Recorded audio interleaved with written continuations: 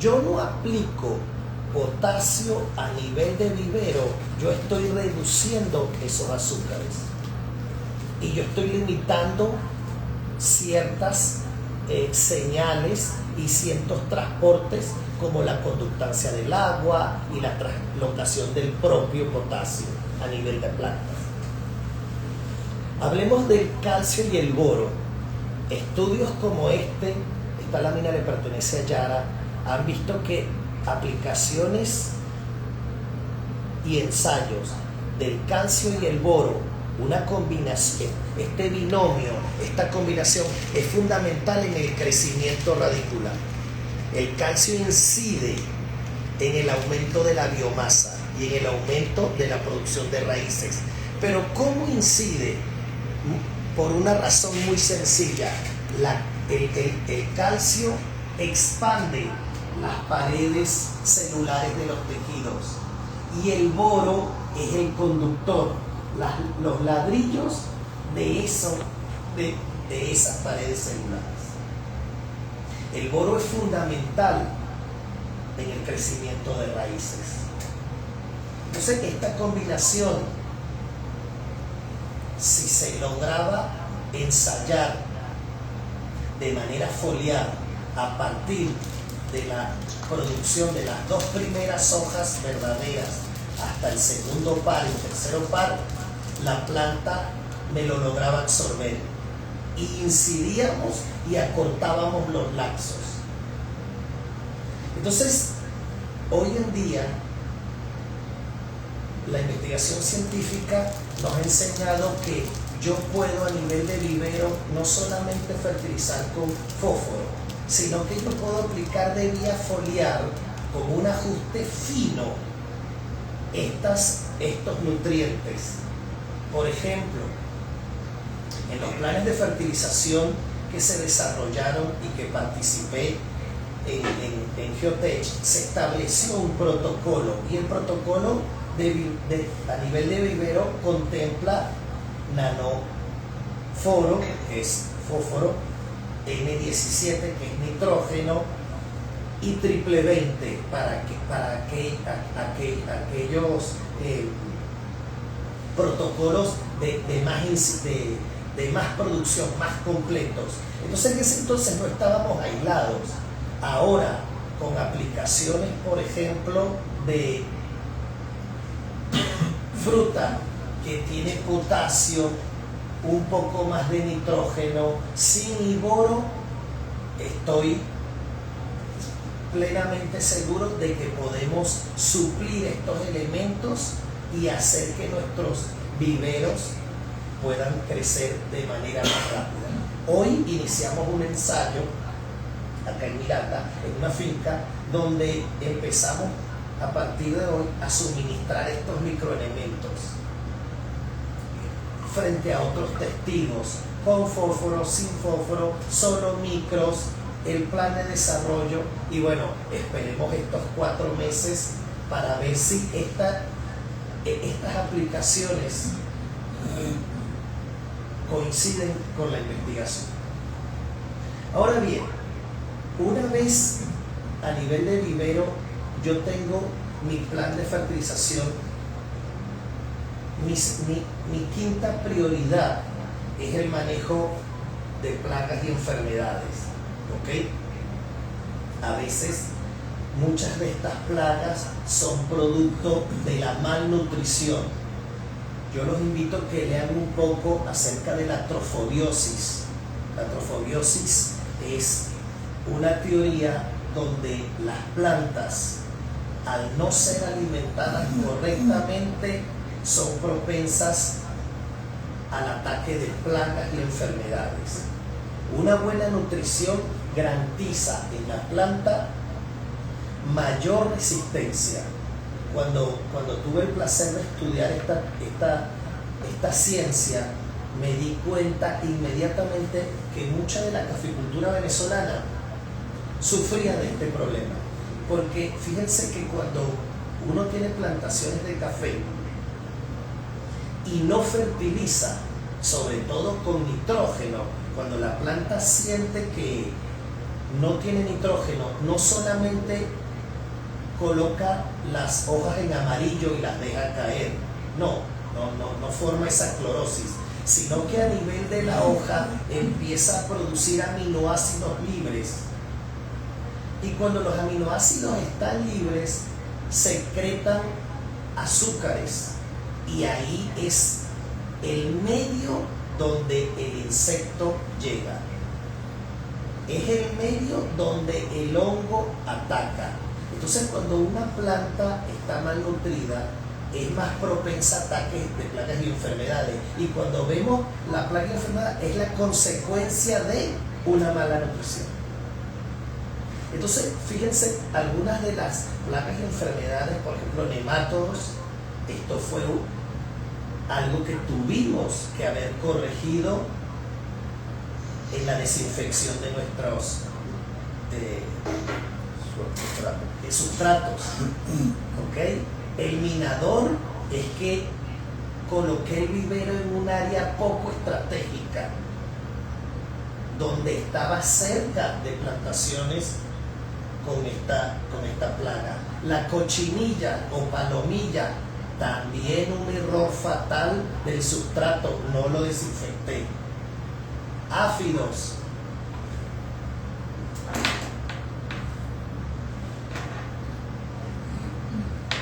mal de talluelo, chancro o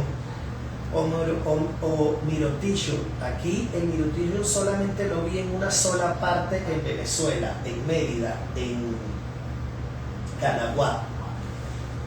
No he visto otros casos, pero el mal de talluelo en muchos estudios tiene alta, muy alta, digamos, o está estrechamente relacionado con el exceso de agua y el poco drenaje de la bolsa. Vuelvo y repito, muchos productores y muchos viveristas ahogamos la planta, la inundamos y nos encanta ver el espejo de agua encima de la bolsa, pensando que el agua es sinónimo de crecimiento, y no lo es.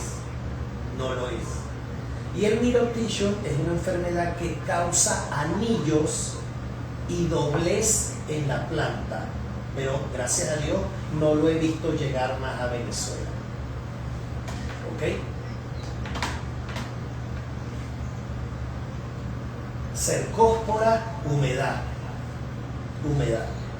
poca aireación, muchas plantas una al lado de la otra, porque nos acostumbramos a crear esos camellones, o nos acostumbramos a crear esos espacios donde uníamos una bolsa al lado de la otra. Entonces, para nosotros como viveristas o como productores, el control de calidad y la nutrición son dos elementos primordiales. ¿Okay? La uniformidad en el tamaño de todas y cada una de las plantas, la eliminación de plagas y enfermedades del vivero al campo, la estandarización de la producción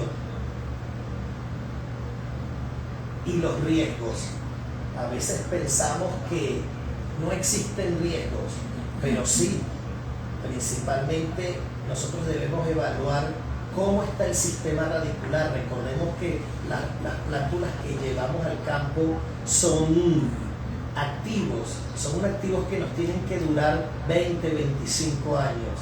¿Cómo están las raíces? Bien formadas, blancas, sin deformación. ¿Cómo está el tallo? Firme, hojas sanas. ¿Cómo está el peso seco del árbol? Y esto es clave para enfrentar los riesgos. Existen riesgos climáticos. Una planta mal nutrida y mal formada no va a soportar los cambios climáticos. Hoy estuve conversando con otro colega y, si bien es cierto, hay zonas en Venezuela que hubo una excelente floración, el estrés hídrico y el verano actuó, pero hay zonas como mi zona cafetera en Trujillo que yo no tuve floración. Me llovió desde enero hasta ahora. Más vale aproveché todo ese tiempo y sembré y terminé unos lotes que tenía pendientes por sembrar. Riesgos fitopatológicos. ¿Qué tanto me puede soportar mi planta al ataque de plagas y enfermedades? ¿Qué tan nutrida está? Porque recordemos que cuando la planta está a nivel de vivero, está cuidada, con sombrío, con riego, pero cuando la llevamos al campo, ella va a enfrentar una serie de plagas, enfermedades y cambios que no tuvo en ese kindergarten.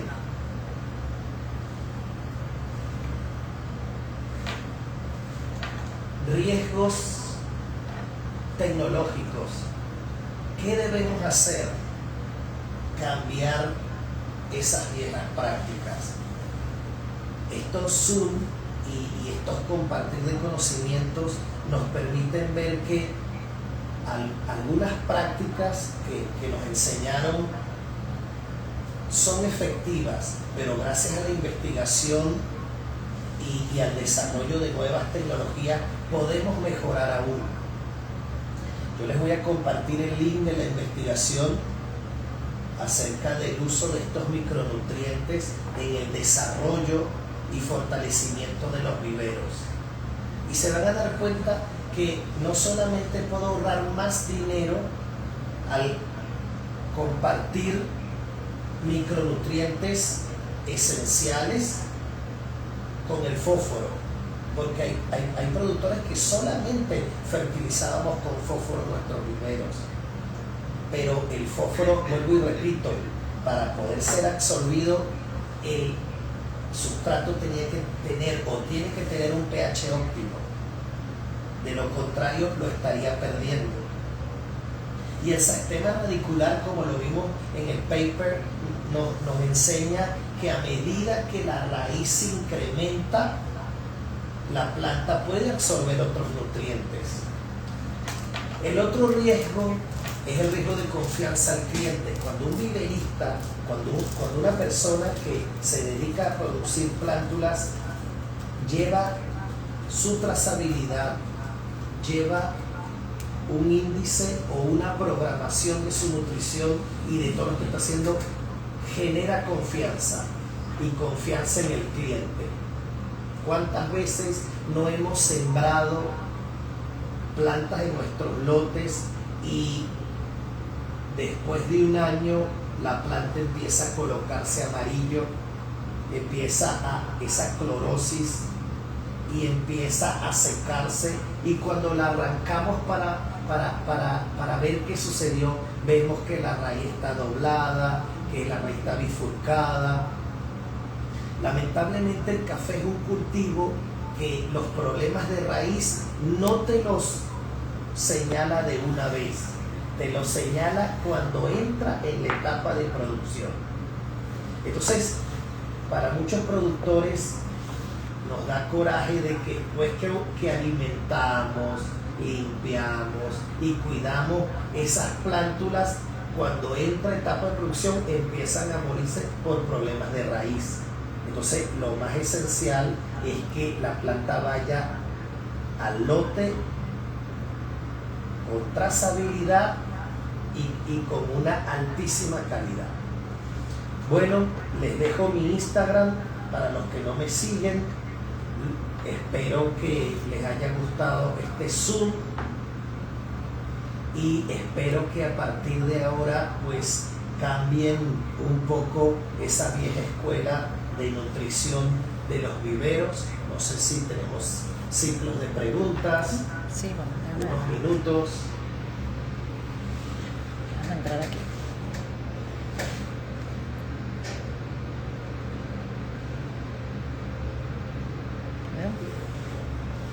Hola, César García tiene preguntas. Hola, ¿cómo están? Buenas tardes. Si tienen preguntas, porfa, escriban aquí en el chat, las vamos leyendo. Aquí pregunta el señor Becerra si nos pueden facilitar las láminas El señor Benjamín León dice: muy interesante e ilustrativa esta presentación, gracias por haberme invitado, gracias a usted por participar. Si tienen preguntas, César, las puedes escribir por acá en el chat y las vamos leyendo y el ingeniero las va contestando. Vamos a dar unos 10 minutos para responder preguntas, si las tienen. Aquí está. ¿Qué tamaño de bolsa recomiendas? Pregunta la señora Nelly. Nelly del Bueno, fíjense bien.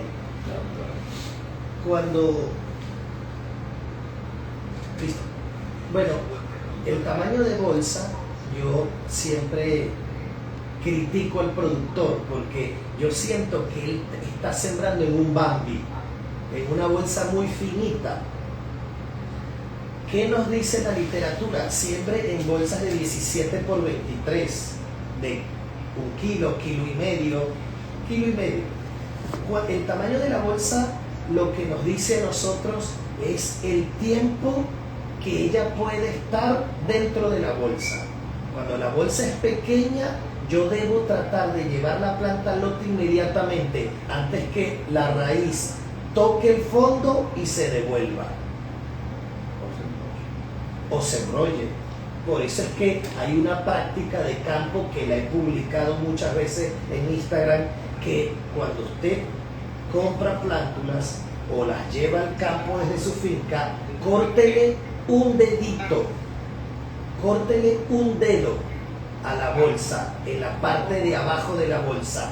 No importa que rompa la raíz, el hecho de que usted afecte la cofia o que usted afecte la parte final de la raíz hace que se expandan las raíces laterales.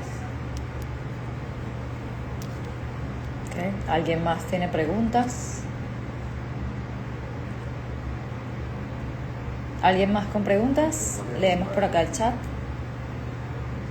La aplicación de biofertilizantes, ¿en qué fecha se pueden aplicar en el vivero?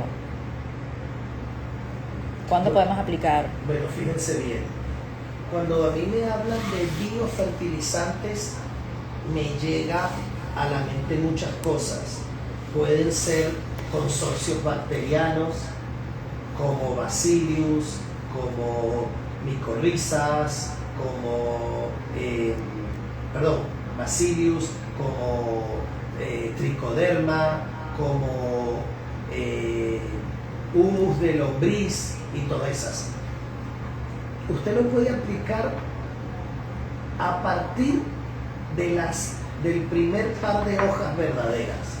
Todos los fertilizantes se aplican a nivel de la bolsa cuando la planta emite hojas verdaderas. Ahí hay mayor absorción, porque recuerde que la hoja verdadera o las hojas de la raíz de las plantas necesitan de la luz solar para formar para producir esos fotoasimilados y generar en los procesos de transpiración y respiración la absorción de los nutrientes que estén dentro de la solución del suelo. En este caso, lo que usted aplicó dentro del sustrato de la bolsa. ¿Otra pregunta? Sí, tienes otra por acá. ¿Hay algún directorio de semilleristas certificados? No lo sé. Sé que CONASEN, es la Comisión Nacional de Semillas, muchos productores nos hemos certificado. Yo estoy certificado, pero al igual que muchos, CONASEN otorga la certificación a aquellos productores que tienen variedades que han traído del extranjero o que provienen de plantas madre, y ellos tienen esas plantas madres, ¿ok?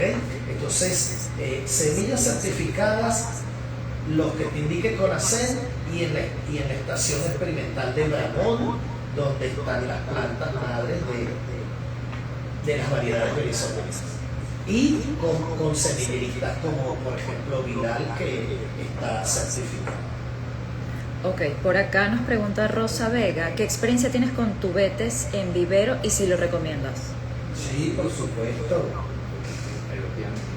Los tubetes son esenciales porque me estaría ahorrando la bolsa. La bolsa me va a durar los 4 meses que la usé y luego la rompo, la recojo, espero que no la deje en el campo, no la deje ni la boto. El tubete, en un estudio que vi en Centroamérica, tiene 8 años de durabilidad ese plástico, pero el diámetro del tubete es lo que te va a indicar la efectividad de la bolsa.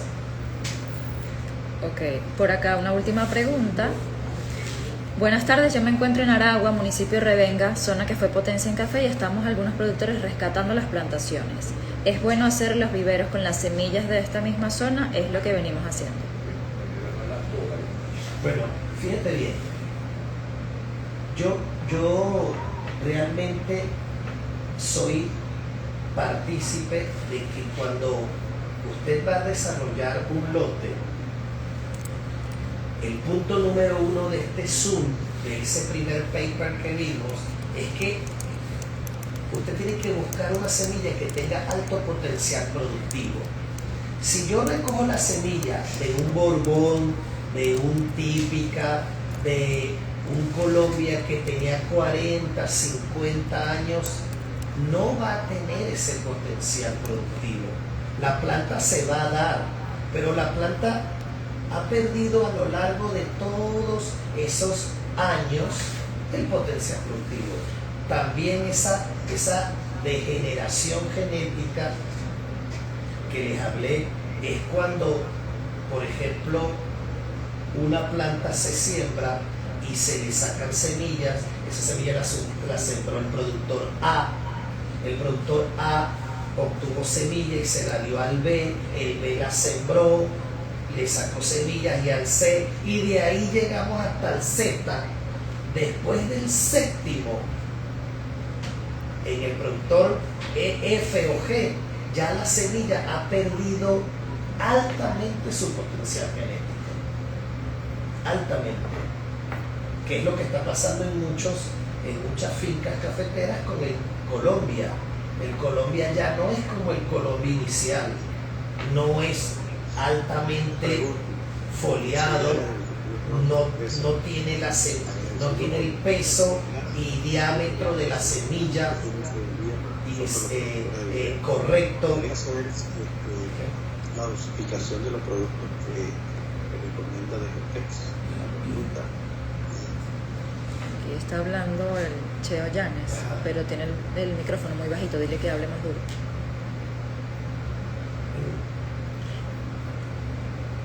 Aquí está por acá hablando el señor Cheo Llanes, pero lo escuchamos muy lejos. Si puede repetir, hable un poquito más alto para que Gabriel pueda responder la pregunta. Mientras tanto, tengo acá una pregunta, Gabriel. ¿Recomiendas el uso de concha de arroz en el sustrato? No, para nada. Para nada. La concha de arroz mantiene mucha humedad. Y justamente en este estudio se demostró que esa cascarilla, por un lado, la humedad no es tan perjudicial, pero la proliferación de hongos en esa humedad sí lo es. Ok, tienes otra por aquí. ¿En qué tiempo recomiendas, después de pasada de la chapola a la bolsa, que se profesa a la siembra en el campo? O sea, ¿cuándo pasas a campo después? Bueno, fíjense bien, este estudio demostró... Buenas tardes, agradecido por este webinar y agradecido con Gabriel por la información que nos brinda, que es bastante valiosa. Quería preguntar con el uso de los productos del TEX en Nanofruta y Nanosuper, y el fertilizante que también aporta calcio, ¿con qué frecuencia y en qué dosis se puede utilizar? Bueno, primero voy a contestar la pregunta anterior, Sí, ¿cierto? y luego vamos con... El tiempo ideal de sembrar la planta es cuando tenga al menos 3 pares de hoja. Y este estudio demostró que con el uso de micronutrientes yo lo puedo acortar. Generalmente nos enseñaron de que una planta estaba del todo formada y lignificado el tallo a los 4 meses, luego de pasar la chapola a la bolsa. Pero este estudio demostró que yo puedo acortar el tiempo. Y no solamente se trata de acortar el tiempo, se trata de llevar una planta lo suficientemente nutrida que al sembrar y al desarrollar en campo me garantice el potencial genético. Muchas personas empezaron a sembrar Monteclaro no solamente porque se ganó el primer lugar de la ISET Monteclaro, o porque era altamente productiva, o porque era tolerante a enfermedades como la roya. La sembró porque vio en el Monteclaro una planta totalmente distinta, compacta, de entrenudos cortos. Entonces, cuando yo publico en mi Instagram, por ejemplo, productores exitosos, como por ejemplo el productor Luis Noguera, que tuvo rendimientos de 68, 69, como por ejemplo en zonas de Portuguesa, que he visto rendimientos de 65 y 64, pero otros productores me dicen, no, pero yo al Monteclaro no le he podido sacar más de 20, 25.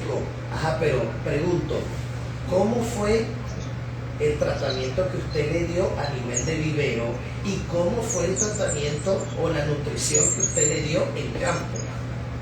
Para contestar la pregunta de Cheo Yanis sobre la nutrición, el estudio fue muy variado, hubo múltiples ensayos, pero ¿qué se hizo? Al momento de la siembra de la chapola en la bolsa, la chapola solamente tenía 2 hojas falsas, que son las hojas cotiledonales. Ahí lo único que podía absorber a nivel radicular era fósforo. Entonces la primera fertilización es de fósforo, puede ser granulado o puede ser foliar. Inmediatamente, como vieron en el paper, la segunda nutrición fue de nitrógeno. Lo pueden hacer edáficamente, 2 gramos de urea, o lo pueden hacer de manera foliar, diluido, como los nanos, por ejemplo. Después de la tercera semana, ella empieza a emitir las primeras 2 hojas verdaderas. Ahí viene la aplicación del consorcio de calcio y boro, porque eso me va a permitir ensanchar las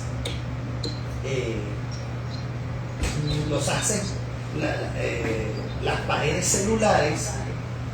Al ensanchar las paredes celulares hay mayor transporte de nutrientes, fotoasimilados, azúcares, y finalmente utilizó el potasio. ¿En qué frecuencia? Mensualmente. Al final, ¿qué te dice el ensayo? Que obtuve plantaciones más vigorosas, con un tronco o con el diámetro más grueso que el testigo, y con un tamaño de hoja mucho más grande y con un sistema radicular más voluminoso que el testigo. Ok, última por acá. ¿Se puede sembrar la semilla directamente a la bolsa? Yo no lo recomiendo. Yo he recomendado siempre que es necesario la germinación. La germinación es importante porque yo puedo, en el proceso de trazabilidad y en el proceso de calidad, escoger la semilla escoger la plantita, la chapolita más sana y más vigorosa. Okay, listo. Hoy en día existen tecnologías como el Jiffy Pellets, que yo puedo meter una semilla, ¿ok? Pero cuando nosotros vemos la bibliografía de Jiffy Pellets, por ejemplo en Colombia y en otros países, la semilla es certificada. Cuando estudié el semicafé, vi que ellos evalúan un porcentaje de semillas de cada bolsa, y ellos te garantizan que lo que viene en el empaque tiene 95, 98, 99%. En Venezuela la certificación de semilla es muy escasa, porque la semilla en Venezuela camina mucho, se la pedimos a fulano, se la pedimos a sultano, la compramos aquí, la compramos allá. Entonces, como no hay un estudio que evaluó qué porcentaje de esa tiene chapolas sanas, raíces sanas y cuáles no, entonces eso nos limita y nos hace pues desarrollar el germinador. Una más y ya. Una más y ya. Xavier Andrade, ¿dónde puedo comprar semillas certificadas de Monteclaro? En línea y con los viveristas, y con los semilleristas autorizados por CONACEN. Okay. Finalmente, Gabriel, tus datos de contacto. Escríbanme en mi Instagram, lo dejé, @Gabriel González Café. Siempre en las noches contesto, siempre publico y bueno, estoy a la orden y los invito por esta vía formalmente al 5º Encuentro Internacional de Café, el EICEP, a celebrarse este año en julio, del 10 al 12 de julio. Muchas gracias por acá. Gracias a todos por conectarse. Vemos por aquí a los amigos de Agropecuaria Tierra Viva que están conectados. Gracias a todos y a ustedes en particular, que bueno, hoy iniciamos, lo decía Gabriel al inicio de este Zoom, un ensayo en esta finca con diferentes tratamientos de nanoquelatados, diferentes microelementos, así que vamos a ir compartiendo todo por las redes sociales de Gabriel, por las de Geotech, @GeotechPiso.be. Les dejé por acá el chat, el número de nuestro canal online para que se comunique con nosotros si quieren alguna asesoría, alguna duda en particular que les haya quedado, las tenemos por ahí, y también por el Instagram de Gabriel, @Gabriel González Café. Así que bueno, muchísimas gracias a todos por conectarse.